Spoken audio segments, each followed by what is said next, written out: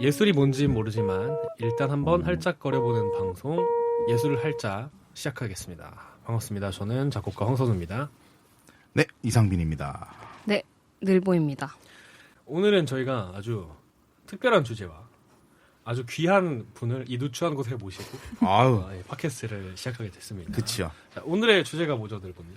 오늘 저희가 얘기해볼 주제는 천재성에 대하여 얘기를 해보려고 합니다. 네, 예술업계에서의 천재성. 그렇죠. 네. 사실 정말 이상하게 예술 분야에서 특히 천재라는 그 어떤 소재라 그럴까요? 그런 게 되게 스테레오타입처럼 박혀. 맞아요. 신격화돼 있죠. 네, 그래서 오늘은 예술에서 과연 천재성이란 무엇인가, 영재성이란 무엇인가, 약간 이런 것들에 대해서 한번 얘기를 나눠볼 것 같습니다. 그래서 오늘은 이 주제에 걸맞는 게스트를 저희가 모셔왔습니다. 야, 드디어 게스트예요. 예. 네, 야, 우리 대한민국 영재발굴단에 출연하시고 중앙 콩쿠르 1위를 수상하시고 현재는 또 이제 최연소로 2026년 아창제 공모에 당선이 되신 우리 작곡가 김현민 군을 소개하도록 하겠습니다. 와, 야, 반갑습니다. 김현민 군이 되게 웃기다. 그렇죠. 우리는 군을 붙일 수 없어.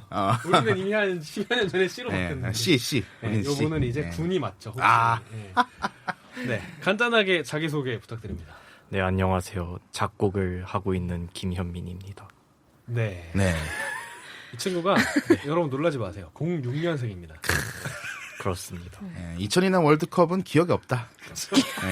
존재 자체를 안 했어. 예. 제가 사실 02년, 04년 동생들, 00년 동생들도 많은데 06년 쉽지 않습니다. 네, 어쨌든 이렇게 찾아오셔서 반갑습니다. 자, 그럼 본격적으로 한번 시작을 해보죠. 자, 네. 우선은 저희가 그 인스타그램에서 그 우리 구독자분들께서 생각하시는 천재성이란 무엇인가에 대해서 늘보님이 설문조사를 실행을 해주셨어요. 네, 맞습니다. 그래서 재미있는 답변이 되게 많이 나왔는데 일단 몇 가지 인상 깊었던 것들을 한번 살펴보고 들어가시죠. 네, 일단 공통적으로 나왔던 몇 개를 좀 짚어보자면 상상하는 것을 그대로 구현하는 능력이라는 얘기를 좀 몇 분이 해주셨어요. 그러니까 내가 내 머릿속에 있는 것을 그대로 끄집어낼 수 있는 능력이다. 약간 이건 창작 쪽에서의 천재성을 말하는 거겠죠. 그래서 그런 걸 얘기를 해주셨고, 그리고 또 어떤 얘기가 있었냐면 시대를 앞서가는 혹은 예견하는 혹은 주도하는 능력, 그리고 어떤 가장 개인적인 것을 보편적으로 만드는 능력, 그러니까 뭔가 내가 잘하는 것을 남들도 좋아하게 만들 수 있는 능력, 이런 걸 얘기하는 것 같아요. 네, 그런 게 있었고, 또 다른 의견으로는 남다른 끈기와 집착이라는 얘기도 있었습니다. 그러니까 끈기와 어떤 노력과 열정 그 자체가 재능이라고 보는 시선도 있었고요. 네, 대충 정리하면 이 정도로 나왔던 것 같아요. 네. 보면은 다 맞는 말이죠. 맞는 말씀이고 다양한 의견들을 이렇게 주셨는데 우리가 이제 개개인별로 생각하는 천재성에 대한 이야기도 이제 앞으로 나눌 건데 그 전에 일단 이것부터 해봅시다. 각자가 어떤 사람을 보고 천재라고 느낀 적이 있었다면 그게 언제였는지 한번 얘기를 해볼까요? 이 사람 천재다 네. 라고 느끼는 내가 아니라 이 사람 진짜 천재인 것 같다 이렇게 느낀 순간들을 좀 얘기해보면 네 좋을 것 같아요. 네, 저는 그 천재라고 느낀 사람의 어떤 그걸 보면은 진짜 어떤 일을 당해도 자기가 하는 거를 쭉 끌고 나갈 수 있는 그런 사람이 저는 천재 같다고 생각하거든요. 네. 뭐 방법론적으로 굉장히 영리하고 뭐 그런 걸 다 떠나서 저는 끝까지 남아 있는 사람이 가장 강한 사람이다라는 어떤 생각을 항상 갖고 있거든요. 그래서 저는 그 존버하는 사람들이 진짜 천재다. 그러면 아까 그 나왔던 답변 중에 남다른 끈기와 집착이 약간 그렇죠. 재능이다라고 보는 그쵸. 쪽이군요. 저는 그게 가장 1순위. 그런 분을 보신 적이 있나요?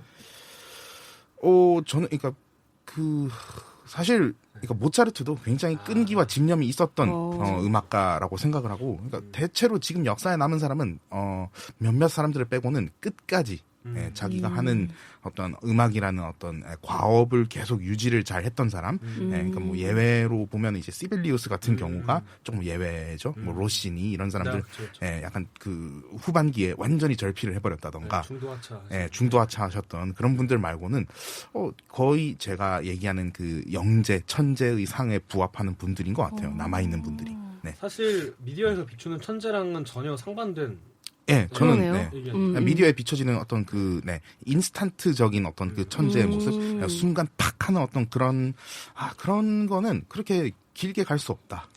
라는 생각이 있어서. 네, 그래서 상민 씨가 얘기하는 천재성 같은 경우에는 오랜 시간 두고 봐야 되고 사실 그쵸. 검증되기 네. 위해서. 얘가 천재인지 아닌지는 모르는 거야, 지금. 시대가 지나봐야 된다. 네. 그 사람이 죽고 나서 알 수 있는 건가요? 그렇죠. 오. 네. 그리고 어떠한 역경에도 초제일관한 자세로 그렇죠. 어떤 신념을 가지고 그 과업을 수행하는 네.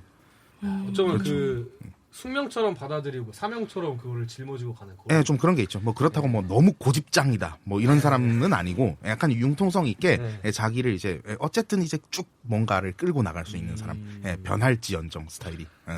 그래서 이렇게 상빈 씨가 좋아하는 음악들이 솔솔 떠오르네요. 예, 약간 그런 과죠. 예, 취향이 반영되어 있는. 취향이 다분히 베토벤 같은 사람은 사실 그런 쪽이라고 봐야겠죠. 좀 그렇다고 생각합니다. 예. 그렇죠.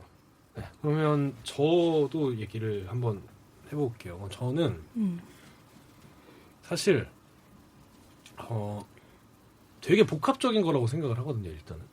근데 천재성을 결정짓는 그 한 끗 차이는 그냥 그 사람이 타고 태어난 바탕 같은 거라고 생각을 해요. 그러니까 예를 들면 음악에서의 어떤 기술적인 거를 연마해서 내가 숙달을 할 수 있는 거는 누구나 할 수 있는 거고, 근데 약간 어떤 내가 결과물을 만들어냈을 때 자연스럽게 묻어나는 나의 것이 있거든요. 그게 되게 그 사람의 고유의 바탕이라고 저는 생각을 해요. 그러니까 그게 그 바탕이 굉장히 초보적인 단계에서 어떤 완숙하는 단계까지 언제 어디선 저는 깔려 있는 거라고 생각을 하거든요. 근데 그 본바탕이 되게 어떤 미감이라 그래야 될까? 어떤 그게 세련된 걸 갖고 있는 사람들이 있는 것 같아요. 세련된 거. 세련됨을 갖고 있는 사람, 아름다움을 어떤 내재하고 있는 사람이 있는 것 같아요. 그러니까 그거를 어떤 노력이나 뭐 이런 것들에 의해서 어떤 기술적인 거나 어떤 나의 그 퀄리티적인 거를 계속해서 끌어올릴 수 있겠지만 그 고유의 색을 뺏어올 수가 없거든요.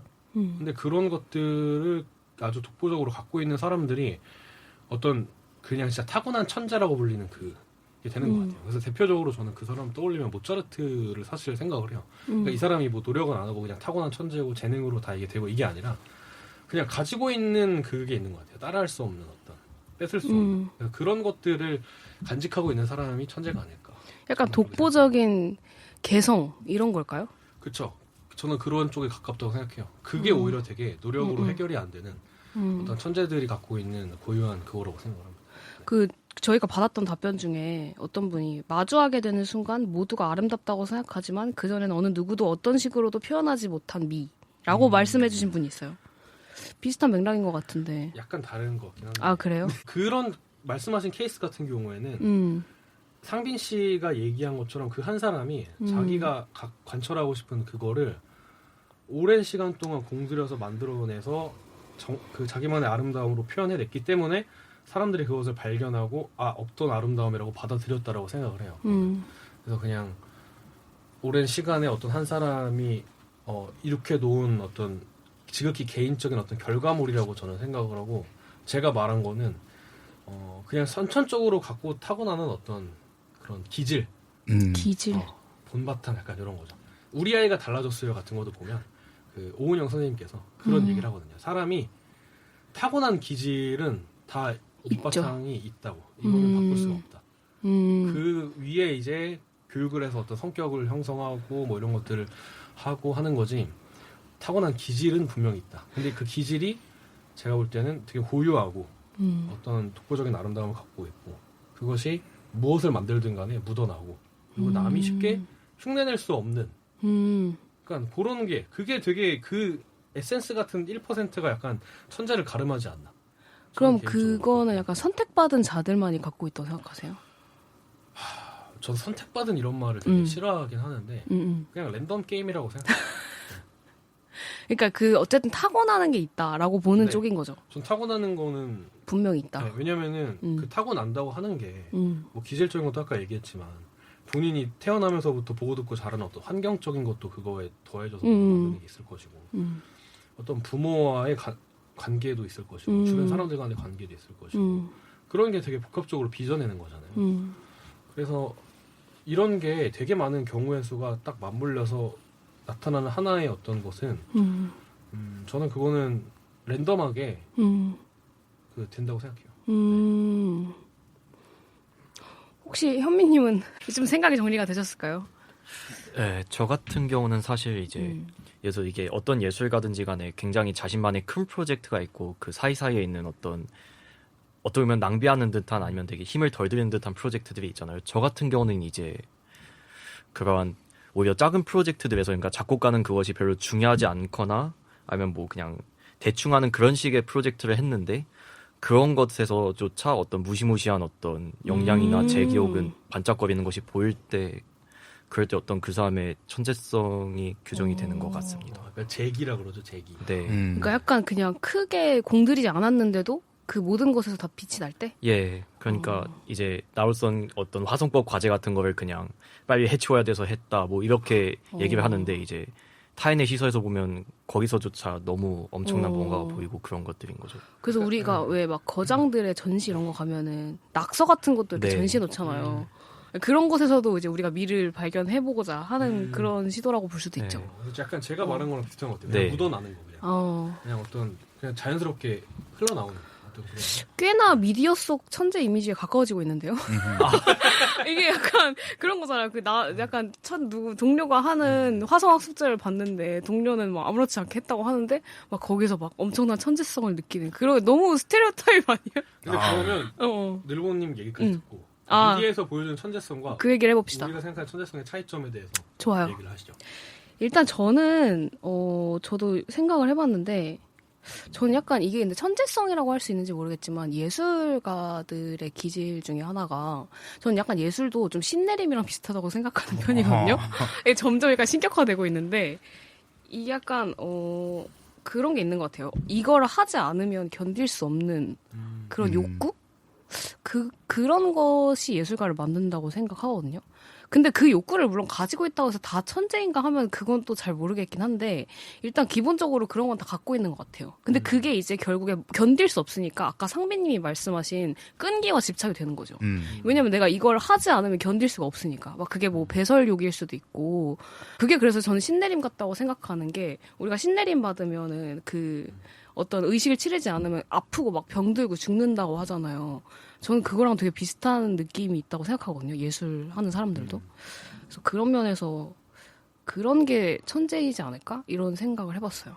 아, 되게 영적인 쪽이었는데 솔직히 삼류 작곡가인 저의 입장에서는 굉장히 공감하기 힘든. 왜냐면 사실 저 같은 경우는 약간 이걸 하지 않으면 견디지 못할 것 같아 이게 아니라 해야 되는 걸 견디면서 하는 입장이 전 맞거든요. 근데 저는 약간 좀 개인적인 얘기일 수도 네. 있는데 선우님이 늦게 하셨잖아요. 전공을. 그렇죠. 네. 저는 그것도 제가 듣기에는 굉장히 그런 욕구에 기반한 거라고 느꼈어요. 선택 자체가 쉽지 않은 거니까 성인이 돼서 내가 음악을 하겠다라고 마음 먹고 다시 전공을 시작한다는 것 자체가 쉽지 않은 선택이고 그게 뭐 견딜 수 없는 욕구라는 게 진짜 신내림처럼 막 죽고 아프고 병들고까지는 아니겠지만 그런 어떤 일반 사람들의 그냥 호기심 정도로는 할 수 없는 정도의 욕구?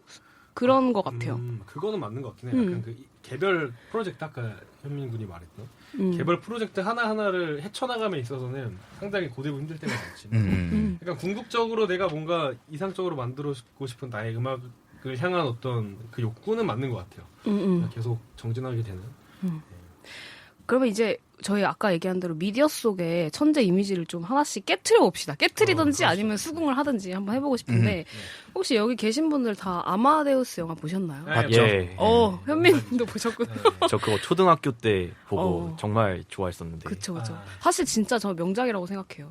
이게 여러 가지의 그 오명을 많이 씌웠긴 하지만 그래도 되게 잘 만들어진 일단 영화고 영화로서 굉장히 잘 만들어진 영화고 그리고 사실 근데 이 아마데우스 영화에서 저는 대중이 생각하는 어떤 천재 이미지가 이 영화에서 비롯됐다고 봐도 과언이 아닐 정도로 천재 이미지를 되게 많이 만들어 놓은 것 같아요. 이제 이 영화가 그 살리에리, 그러니까 일반인을 대표하는 어떤 시선이라고 볼 수 있는데 살리에리가 주인공이잖아요, 사실. 네. 주인공은. 근데 이 주인공의 시선에서 본 어떤 하늘이 내린 천재 아마데우스의 모습을 보여주면서 더욱 그 아마데우스의 천재성이 부각되는 그런 영화가 아니었나 싶은데 이 아마데우스 영화에서 보시면 저는 최근에 또 재개봉했을 때 봤거든요.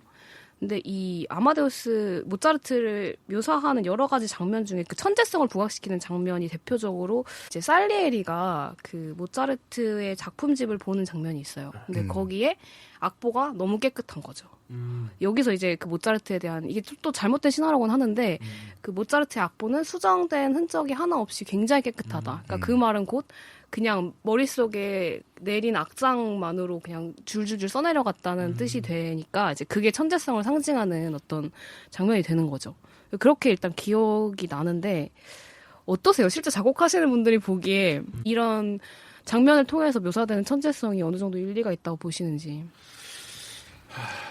선우 형님 되게 모차르트 좋아하시잖아요. 네, 되게 좋아하는데 저는 약간 하고 싶은 말이 되게 많은데 일단 사람들이 천재 했을 때 가장 먼저 떠올리는 거는 약간 그 기능적인 거에 탁월함인 것 같아요. 약간 피지컬적인 능력의 어떤 월등함.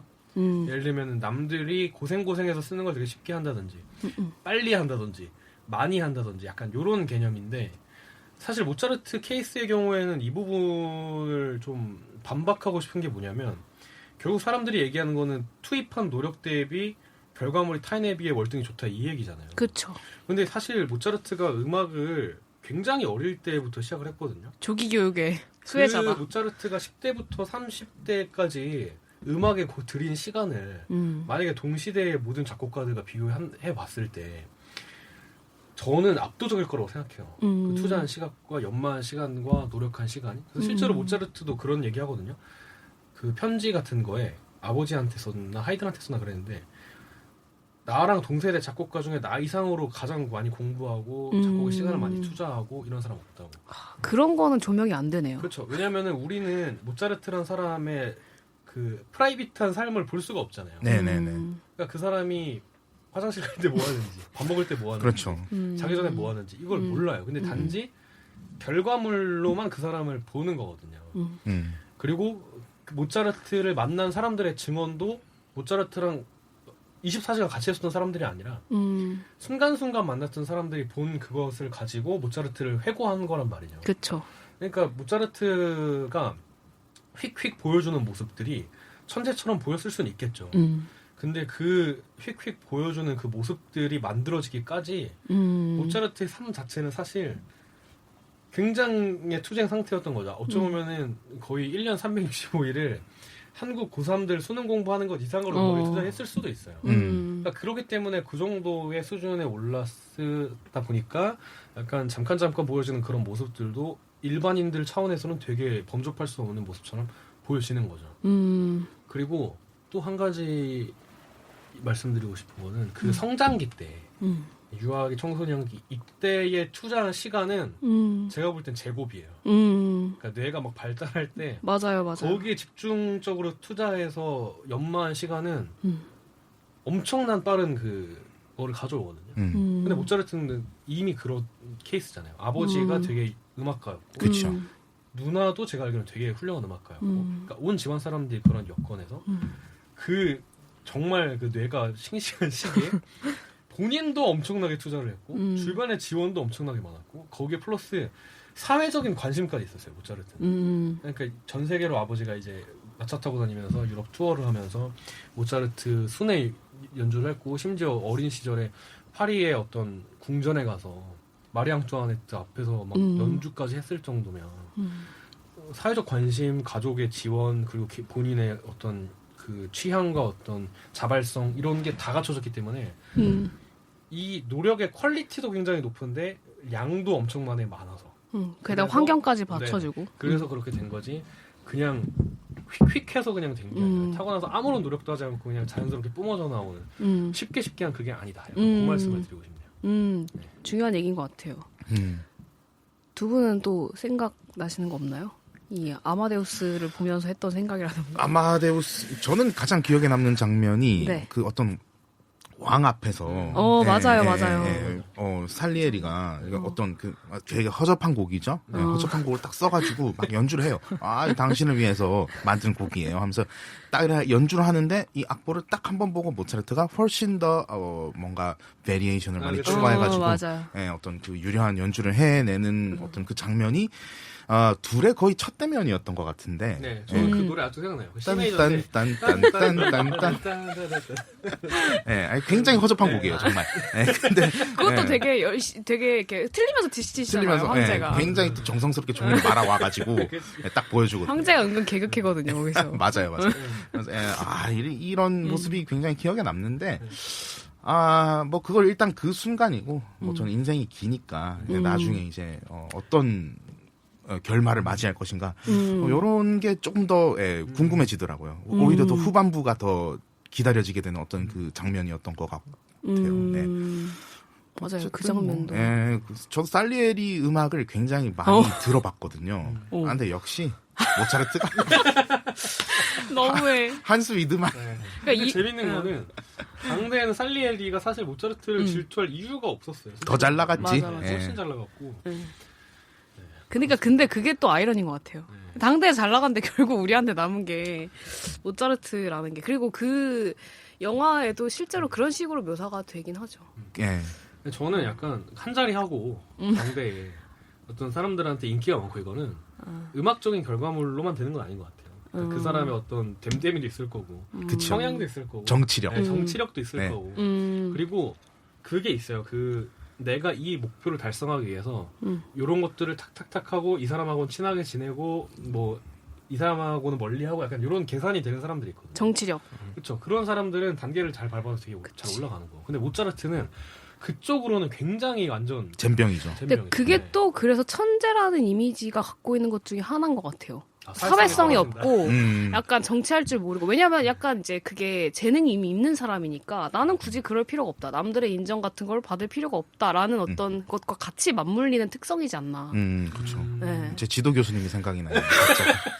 이런 얘기 그냥 나가도 되는 거냐고. 전 괜찮아요.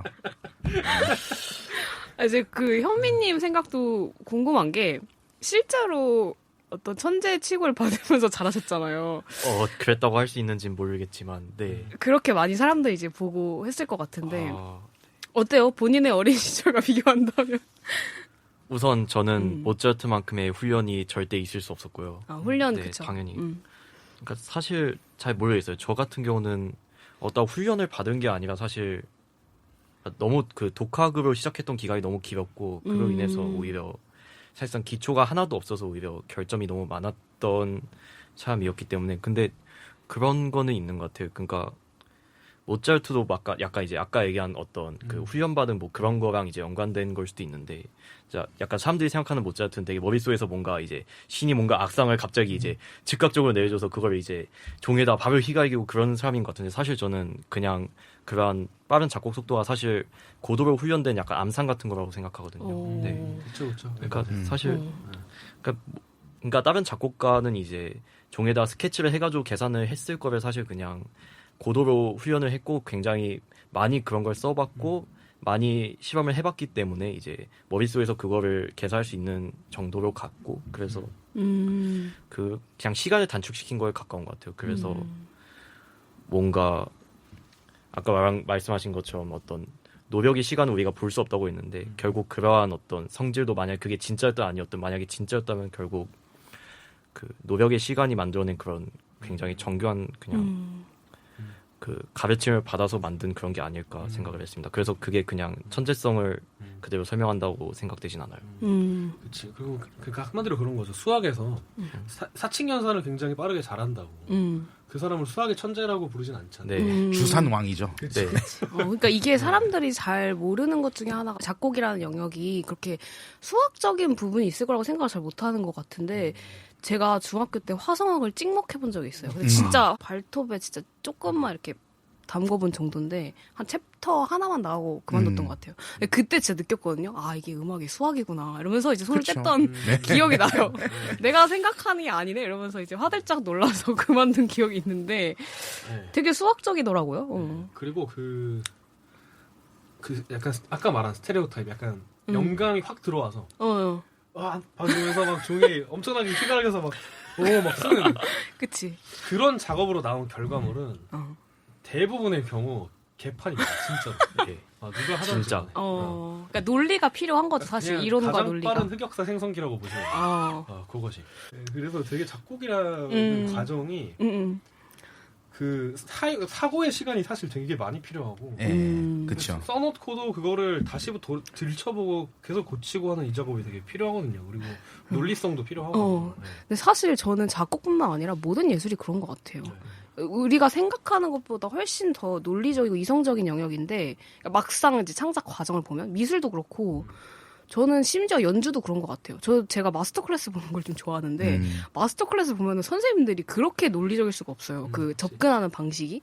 그래서 뭔가 너무 감정적이거나 별로 말로 설명하지 못하는 어떤 그 영역을 계속 말로 설명하게끔 만들더라고요. 마스터 클래스를 보면.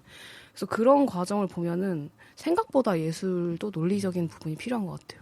그렇죠. 그래서 그 어떤 곡을 설계하고 작곡을 하는 과정에서 감정은 사실 아예 배제된다고 보는 게 맞겠죠, 솔직히. 그 과정. 그리고 근데 그 만들어진 결과물이 사람들한테 어떤 감정을 불러일으킬 수는 있는데 사실 그래서 막 영감을 받아서 막 휘리릭 쓰고 막 사람들 박수 짝짝짝 치고 역시 그는 천재야. 약간 이런 거는 정말 이건 망상에 가깝다. 그러니까 사람들의 환상이죠, 그게. 네. 그렇다고 볼 수 있습니다. 그리고 또 제 미디어에서 굉장히 흔하게 그려지는 음악 천재의 이미지 중에 하나가 절대음감입니다. 절대음감. 이 절대음감에 대한 환상을 오늘 좀 얘기를 해볼 필요가 있을 것 같아요. 자, 일단 여기서 여기 3명 다 절대음감 아닌가요? 형 절대음감이에요? 네, 나 절대음감. 저 절대. 저도. 이게 사실 음악하는 쪽에 가면은 대부분이 절대음감인 게 맞나요? 아니요. 그렇진 아니에요. 않아요, 또. 상대가 훨씬 많아요. 맞아, 훨씬 많아요. 근데 이제 이 절대음감이 사실 그 일반인들 입장에서는 가장 천재성을 느끼기 쉬운, 그러니까 되게 간편하게 묘사할 수 있는 방법이 맞는 것 같아요. 그 그쵸. 아까 설명하신 아마데우스의 장면 중에 그 모차르트가 이제 황제가 친 걸 듣고 바로 치는 것뿐만 아니라 이제 거기서 변주까지 하잖아요. 그쵸. 근데 이제 거기에 절대음감이라는 그게 또 들어가는 건데 그래서 그런 식으로 이제 묘사되는 게 많죠. 뭐 베토벤 바이러스라던가. 네, 거기서 혹시 아시나요? 트럼펫 연주자였던 그 장근석 씨가 갑자기 절대음감이. 그 김명민이 막 화를 내면서 피아노를 때려 치는데 그걸 이제 맞추죠. 그냥 막 치는. 이렇게 하면서. 나 옛날에 외웠는데 심지어 무슨 음까지 외웠는데. 시력 검사야, 시력 검사. 4, 2, 7. 그런 장면들이 많죠. 절대음감에 대해서 좀 얘기를 해보자면 예. 절대음감도 사실 그레이드가 좀 있어요. 그쵸. 스펙트럼이 있죠. 네. 약간 상배 씨 같은 경우에는 전자음악을 하시고 하다 보니까 굉장히 미세한 그것까지 보시거든요. 약간 센트 단위까지 내가 볼 때는 듣는 것 같아. 일단은 그렇죠. 그러니까 센트가 정확히 말하면 훨씬 더 쪼개진 음정 간격이라고 보시면 되거든요. 그러니까 반음을 100등분 맞아요. 반응 건데 분분한 거죠. 뭐 하나하나를 다 보진 못하지만 몇십 센트 정도는 뭐 약간 쉽게 좀 알아보는 정도까지 있다. 되는데 어떻게 사세요? 잘 살아요? 너무 스트레스 받을 것 같아. 반면에 이제 저 같은 경우는 저도 절대음감이긴 하거든요. 예를 들면 그 한국 대학에서 작곡가 입시를 괜찮은 데 가려면 청음 시험을 봐야 돼요. 저 정도 수준은 청음 시험을 그냥 무리 없이 듣고 체부할 수 있는 정도. 약간 악보 어떤 음악을 들려줬을 때 그거를 그냥 간단하게 체부할 수 있는 정도. 근데 상신이처럼 막 노트 까지 막 센트까지 해서 그거 하면 약간 긴가민가한 약간 요 정도인데 그런 것도 있다 들었어요. 약간 생활 소음을 듣고도 이렇게 음정으로 받아들이는 절대음감 수준도 있다고 들었거든요. 그쵸. 근데 그것도 되게 근데 피곤할 것 그거는 같아요. 약간 조금 이제 가공의 어떤 느낌이 있어요. 왜냐하면 그러니까 정확하게 들리는 경우는 거의 없어요. 근데 이제 약간 그 상대적인 높이 차를 잘 받아들인다라고 생각을 하시면 될 것 같아요. 근데 절대음감이 근데 여기서 중요한 건 절대음감이 음악성과 연결이 되냐. 전혀 아니라고 요 지점인 생각해요. 것 절대. 왜 그럴까요? 일반인들 수준에서 이제 이해하려면 어떻게 이해해야 될까요? 이게 절대적인 높이에 어떤 천착하는 게 물론 작곡에 도움이 되는 경우도 왕왕 있기는 한데 이제 그게 어떤 작품을 만들어내는 능력하고는 크게 직접적인 연관성은 없다고 생각을 해요. 저는. 비교를 하자면 어떤 사람이 미술에서 자를 들고 그림을 그린다고 생각해 봅시다. 이 사람은 센티미터까지 정확하게 길이감을 맞출 수 있을 거 아니에요. 근데 그 사람이 자 들고 그림 그린다 그래서 약간 진짜 미술 전공자들이 잘 그리는 그 구조나 이런 전체적인 어떤 미술의 어떤 형태나 이런 걸 잘 잡는 건 아니잖아요. 그러니까 그 절대음감은 그냥 그 자 같은 걸 하나 갖고 있는 것 같은 생각이 그쵸, 들어요. 자 같은 거죠. 하나의 도구. 네, 그쵸. 하나의 툴이죠, 툴. 도구고 뭐 절대음감이 편한 거는 저는 그거는 있는 것 같아요. 남의 곡 파악하는 건 굉장히 쉬워져요. 그쵸. 네.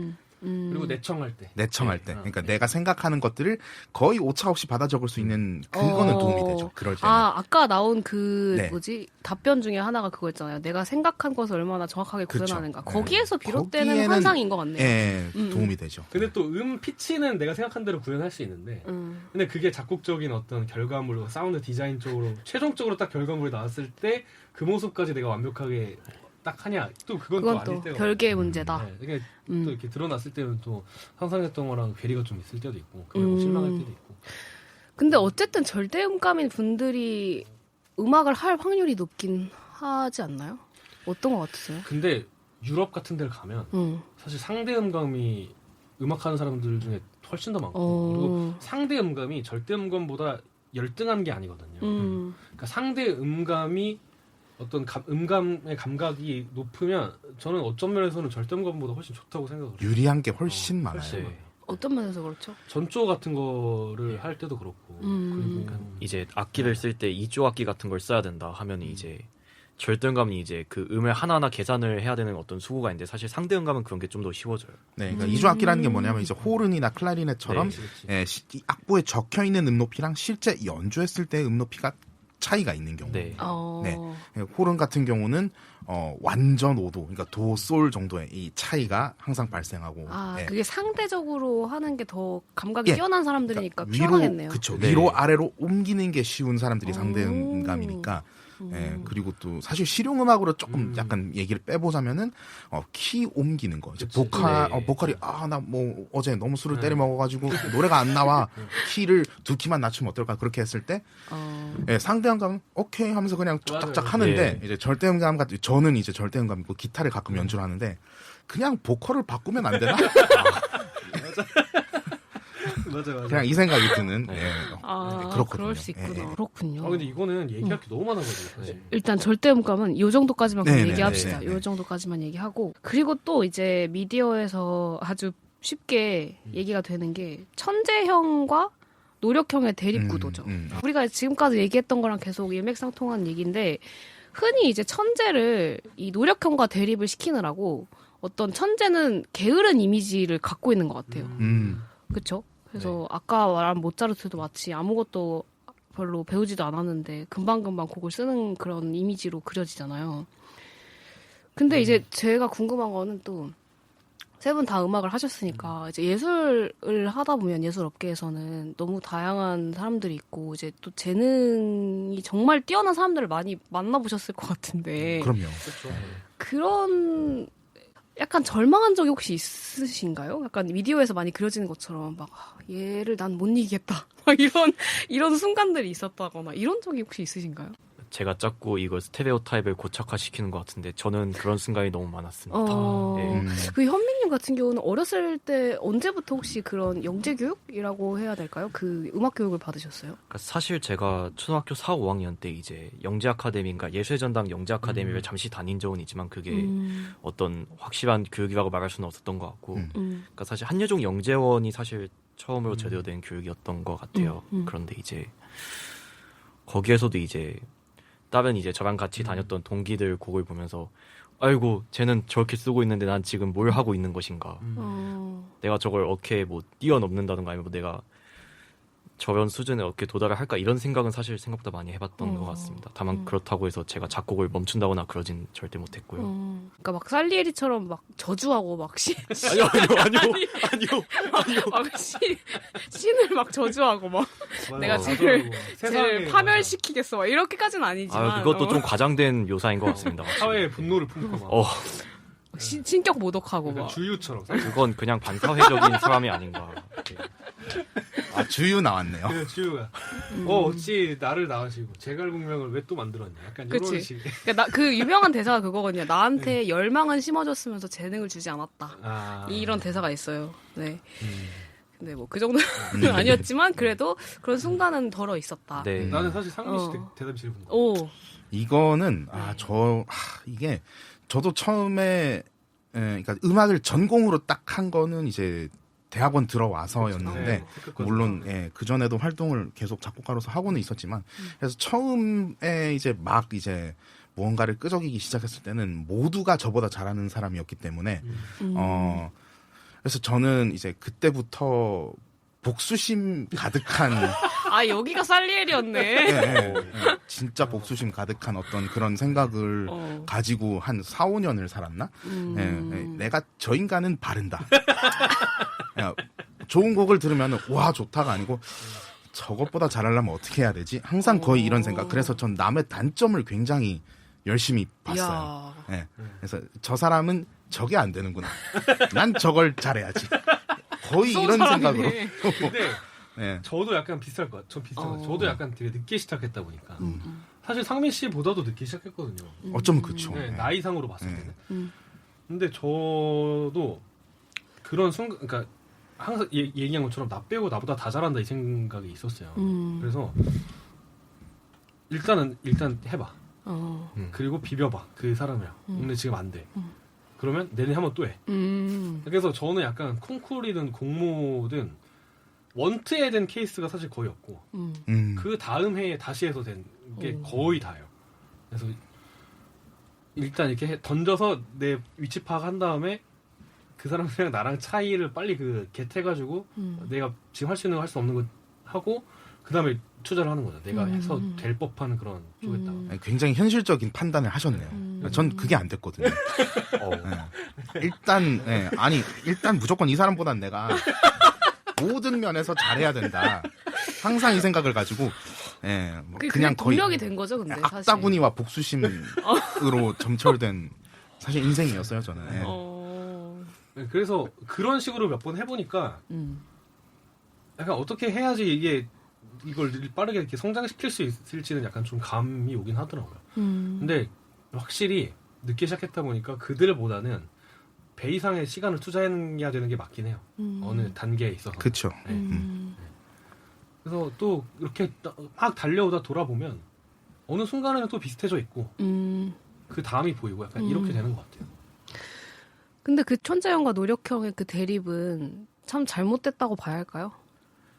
아니 근데 뭐 실제 상황에서도 충분히 있을 수 있는 어떤 콘트라스트라고 그쵸. 생각을 해서 근데 이제 사실 그 천재들도 미리 벌어놓은 걸로 먹고 살고 있는 어떤 그 모습이거든요. 그치. 그 게으름의 어떤 모먼트들도 아까 얘기한 모차르트처럼 그쵸. 이미 어렸을 때부터. 많이 노력을 해놨던 걸로 먹고 사는 거니까 아니 뭐 사실 노력의 총량은 사실 비슷한 것 같아요. 맞아요.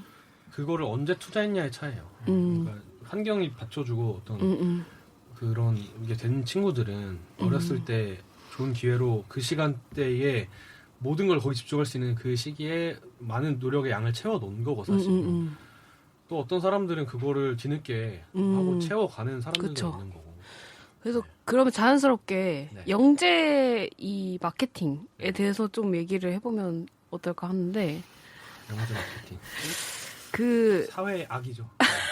그러니까 애를 망친다고 생각해요 저는. 그치. 그게. 정말 네. 네. 이게 여기 당사자가 있으시잖아요 지금. 그렇습니다. 영재발굴단이라는 프로그램이 있었잖아요. 일단 영재발굴단 다들 아시겠지만 네. 2015년부터 네. 2019년까지 SBS에서 방송된 이제 방송인데 다양한 영재들이 나왔어요. 근데 그 중에 이제 한 분이 지금 여기 계시는데 오늘 유튜브 영상 보면서 왔거든요. 네. 아 너무 귀여워 카와이한 그 지금도 귀여워요. 맞아요. 예. 너무 귀엽고. 지금도 귀엽네요. 아무튼 예, 한번 혹시 그때의 기억을 좀 되살려 본다면 네. 어떻게 진행이 됐어요? 그거는?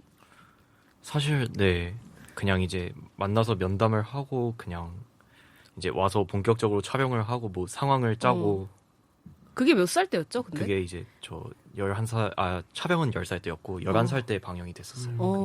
근데 섭외가 어떻게 와요, 그런 건?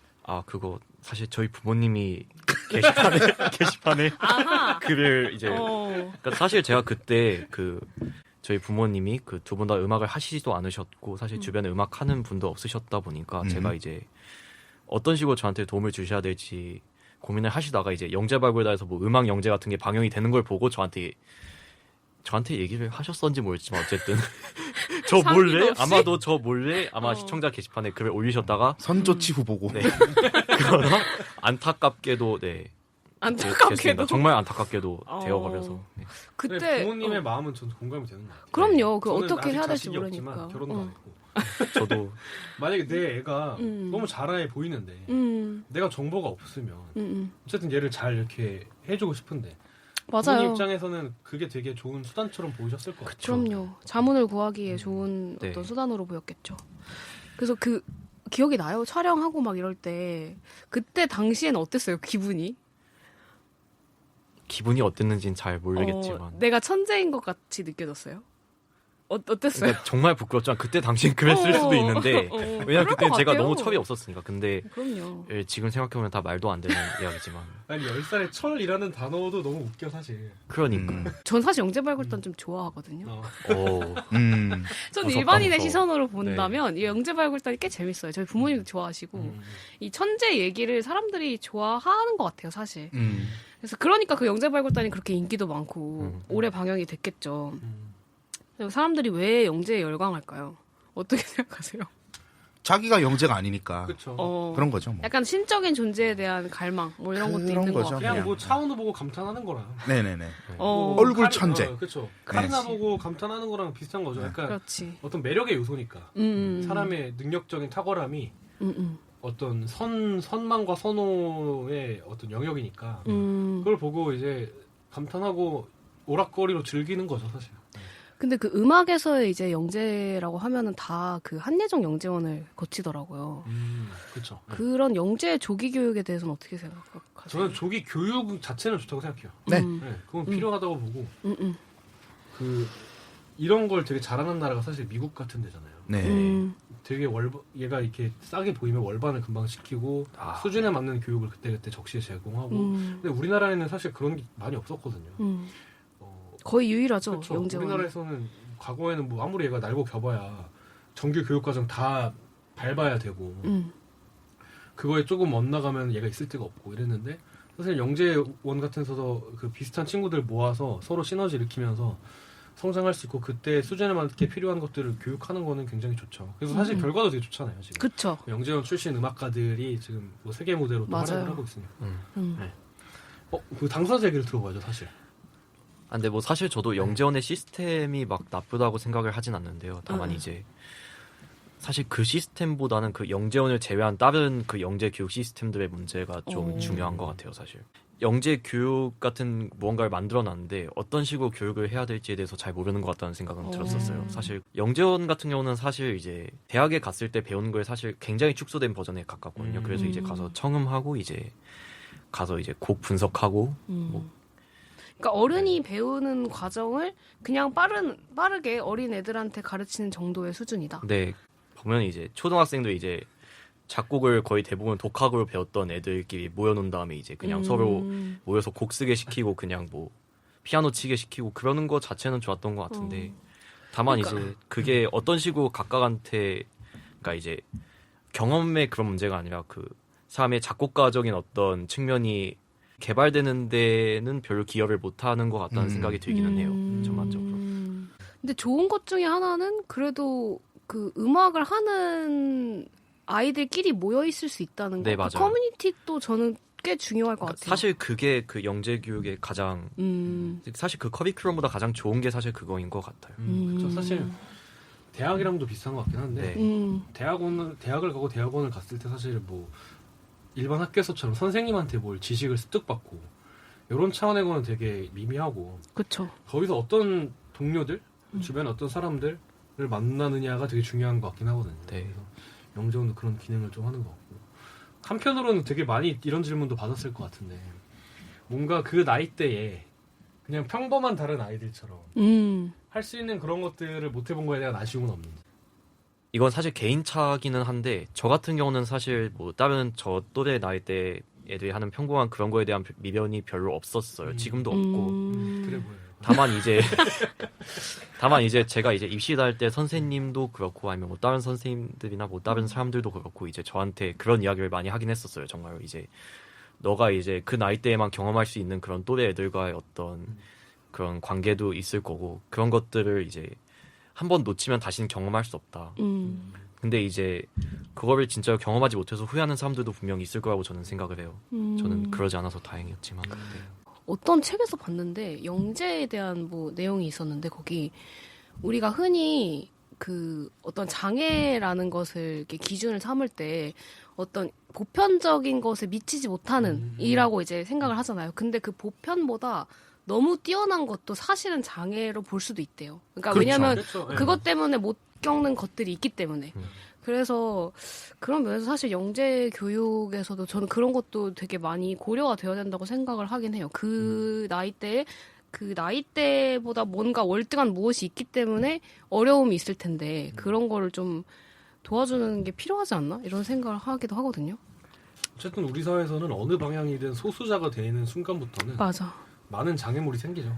그쵸. 그리고 개인이 느끼는 고독 같은 것도 생길 수밖에 없고 왜냐하면 다른 사람들과는 어쨌든 달라지니까. 그러니까 뭐 어린 나이에 대학을 일찍 조기 입학해서 더 힘들어지는 경우들도 있잖아요. 그 네. 나이대의 친구들과 어울리지 못하고 이제 너무 어른들과 같이 생활을 해야 하는 그런 환경 안에서. 사실 되게 비슷하잖아요. 약간 지금 그쵸, 네. 10살 차이가 넘게 나는 우리들과 이렇게 지금도 그러네. 지금도. 그쵸. 네. 네. 근데 그러면 그 왜 영재라는 건 사실 어렸을 때 우리가 많이 쓰는 용어고 천재는 꼭 그렇진 않잖아요. 네. 그렇죠. 그래서 또 영재와 천재를 구분까지 하더라고요, 사람들이. 이게 사실 이렇게 사람들이 구분하는 건 이거죠. 영재 위에 천재죠. 아니, 맞아요. 티어상으로. 그래서 여러분들이 생각하는 영재와 천재의 차이가 있다면 어떤 것이 있을까요? 상민 씨부터.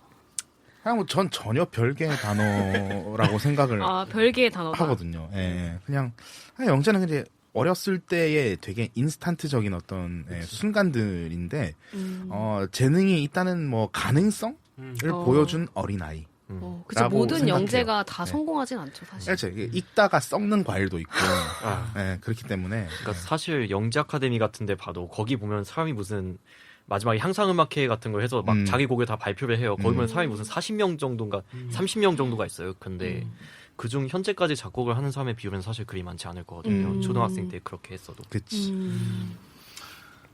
이 말을 기반해서 정리해보면 상민 씨 생각에 영재는 가능성 있는 사람, 천재는 증명한 사람. 그렇죠. 오, 네. 그렇게 되는 거죠. 정리를 잘하시네. 네.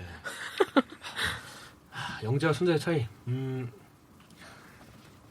저는 영재라는 거는 약간 속도가 가미된 것 같아요. 그러니까 습득력의 속도. 빠른 나이에 빠른 습득력을 가지고 빠른 기능적 탁월함을 보이는 퍼포먼스적인 그쵸.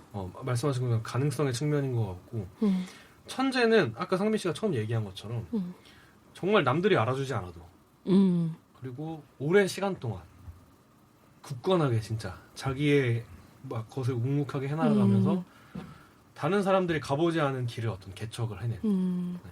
그래서 음악가들 중에도 그러니까 시대의 문을 연 작곡가들이 좀 있잖아요. 네네. 그러니까 그 문을 열고 들어가서 그 시대 안에서 탁월함을 보인 작곡가들 말고 아예 그냥 다른 시대의 문을 열어 제끼는 사람들, 뭐 베토벤 같은 사람들, 맞아.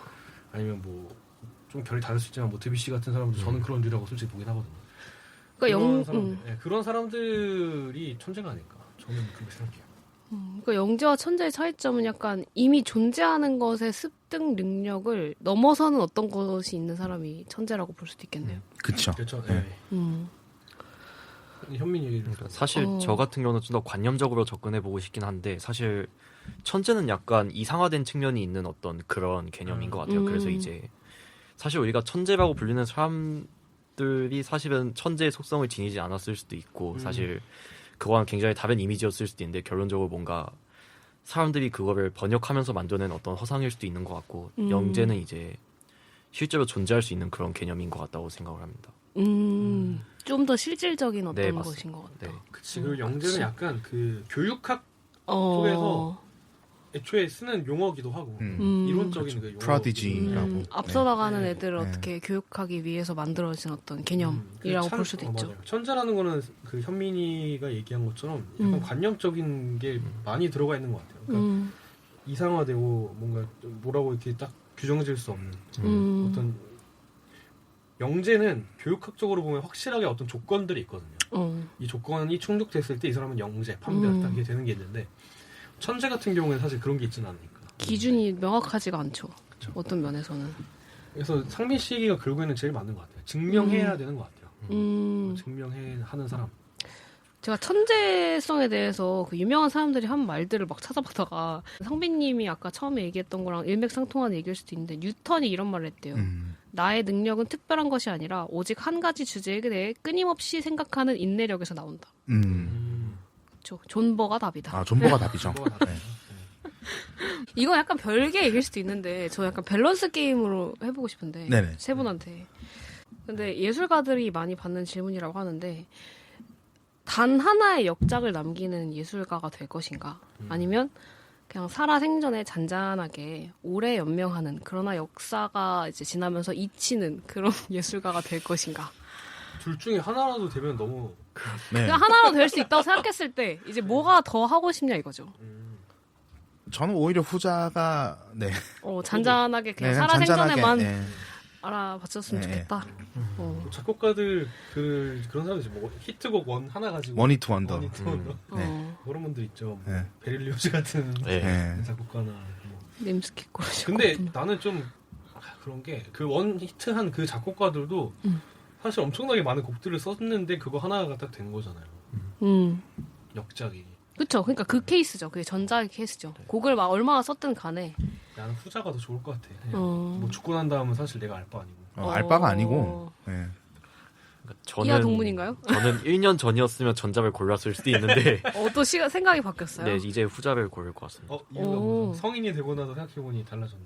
밥벌이에 대한 꼭 그런 것까지는 아닌데 그냥 제가 그냥 꾸준히 이 페이스로 계속 작곡을 할 수 있다는 것 자체가 사실 축복일 수도 있지 않나 싶었어요. 제가 보면 맞아. 네. 작곡 활동을 계속 이어나갈 수 있다는 네. 그거 자체 맞아. 엄청 어려운 일이죠. 그렇죠.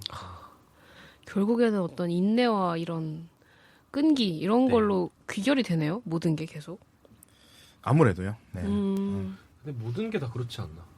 사실 예술 분야를 초월해서도 일반 직장 생활을 하는 분들로 솔직히 말하면 정년 퇴임까지 진짜 인내의 그거 아니에요. 솔직히 난 그것도 대단하다고 생각해요. 솔직히. 네. 근데 어떤 우리가 생각하는 천재성 이미지가 좀 이렇게 반짝하는 그런 성향도 있는 것 같아요. 정말 한 번 그냥 불태우고 끝나버리는. 네, 막 천재가 요절한다 그쵸. 이런 얘기도 있고. 그쵸. 모차르트도 일찍 죽었다는 게 또 그거의 예시로 하나로 들이긴 하죠. 그렇죠. 근데 그게 요즘 시대에는 또 안 맞는 게 그 의학기술의 발달인지는 모르겠지만 되게 오래 살고 맞아. 그 작곡가 같은 경우에는 네. 35살까지 영 컴포저예요. 젊은 작곡가. 그리고 그 전성기의 시점이 되게 좀 늦어진 것도 있는 것 같아요. 아무래도요. 네. 점점. 넘어갔어요. 수명이 너무 길어져서. 그리고 작곡이란 것도 되게 고도화됐잖아요, 사실.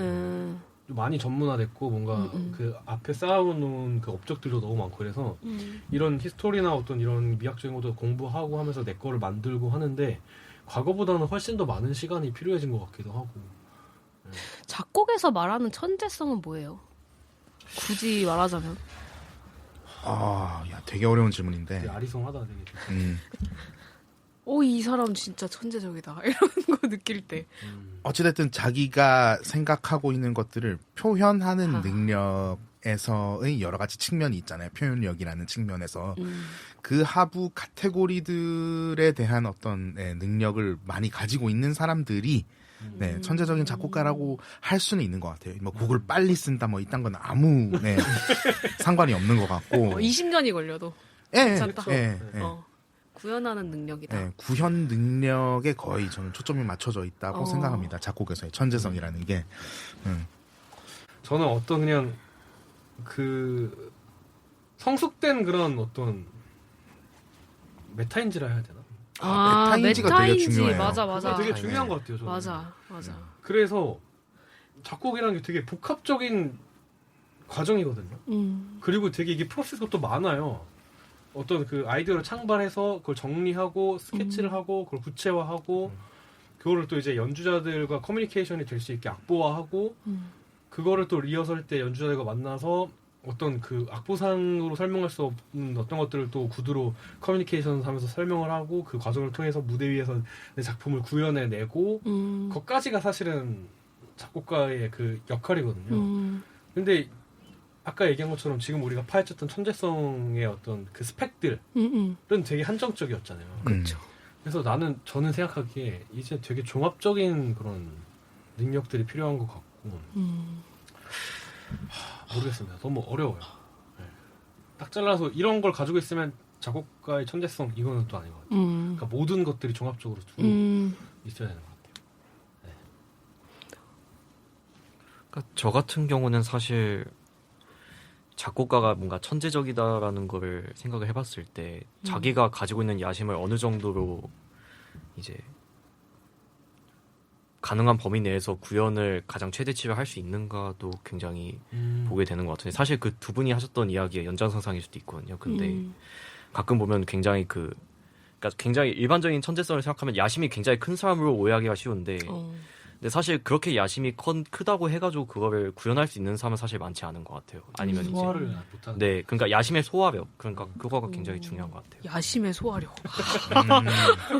저 같은 경우도 야심이 너무 커서 소화 불량이 올 때가 많기 때문에.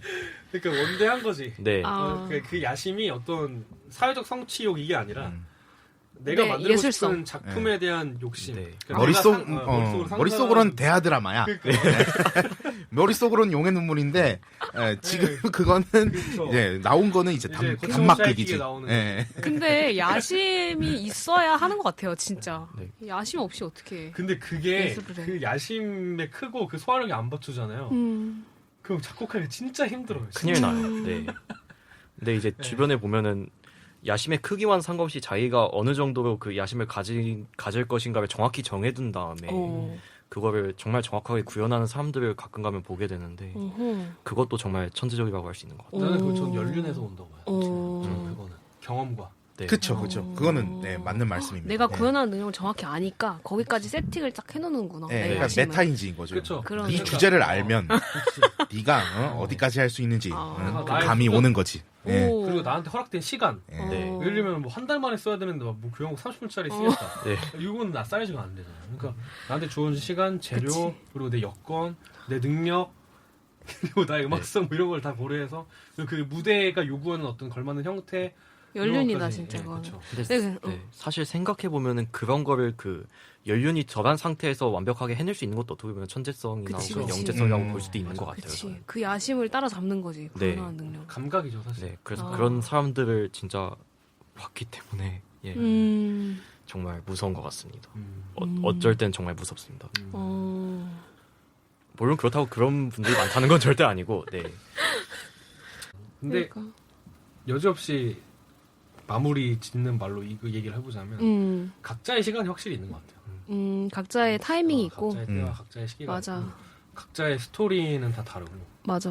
어떤 사람은 지금 책장이 되게 클라이막스 부분인 사람이 있고 어떤 사람은 이제 서론인 사람이 있는 거고 뭐 서론이 한 300페이지짜리 되는 책일 수도 있는 거고 뭐다 다른 거죠. 그래서 제가 받았던 답변 중에 진짜 인상 깊었던 것 중에 하나가 제가 천재성이 무엇이라고 생각하나요? 이렇게 질문을 했는데 어떤 분이 저는 천재성은 어느 순간부터 별로 궁금하지 않고 모두의 이야기가 궁금해졌다. 이런 말씀 하신 분이 있어요.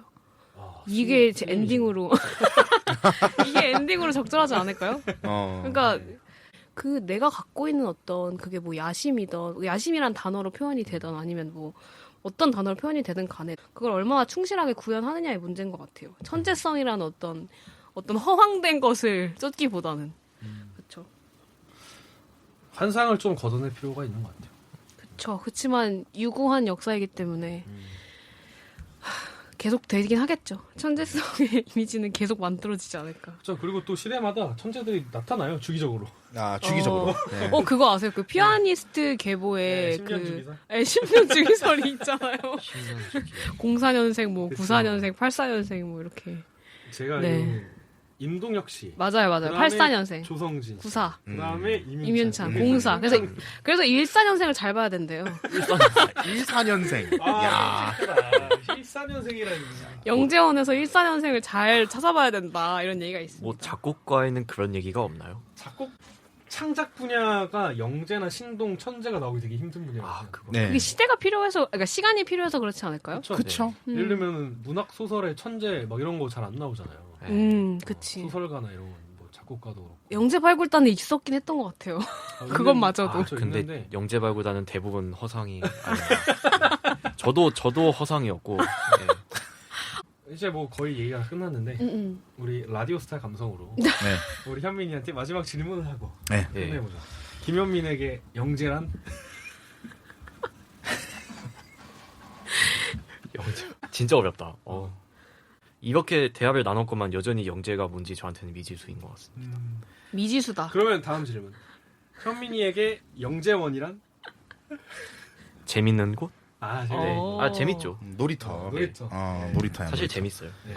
좋습니다. 혹시 마지막으로 하고 싶은 말씀 있으세요? 유언을 남길 시간을. 네. 유언. 아 맞아 홍보해야죠. 홍보. 네, 어이구. 우리 김현민 군의 제목이 뭐였죠? 춤의 잔해입니다. 춤의 잔해라는 오케스트라 작품이. 네. 이제 작곡가로서 되게 언젠가 한 번은 하고 싶은 오케스트라 공연을 이 나이에 하다니. 2026년 2월 6일이죠. 그렇습니다. 2월 6일에 예술의 전당 콘서트홀에서 네. 아창제에서 발표하게 됩니다. 예. 진솔 지휘자와 국립심포니 오케스트라와 함께 여러분들 많은 관심 가져주시고요. 영재로만 기억하고 있었던 우리 현민군의 활약을 지금까지 이어지고 있는 그 든든한 활약을 보고 싶으신 분들은 당장 예매해 주시기 바랍니다. 예매가 열리면 해주시면 감사하겠습니다. 네, 감사합니다. 그럼 여기서 그러면 마치도록 하겠습니다. 네. 다음 주에 뵙겠습니다. 감사합니다. 다음 주에 뵙겠습니다. 감사합니다.